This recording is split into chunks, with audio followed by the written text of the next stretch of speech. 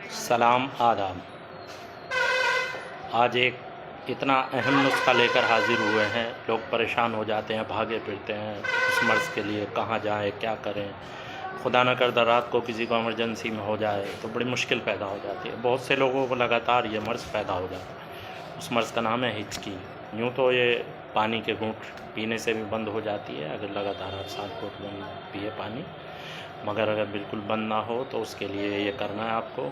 4 बड़ी इलायची के दाने निकालिएगा, उनको एक पाव पानी में पकाइएगा। जब 1 कप रह जाए तो उसे जब नीम गर्म हो घूंट घूंट करके पी लीजिएगा। इंशाअल्लाह पानी ख़त्म होने से पहले पहले आपकी हिचकी बंद हो जाएगी। और किसी भी मशवरे के लिए दिए गए नंबर्स पर आप रब्ता कर सकते हैं। शुक्रिया। खुदा हाफ़िज़।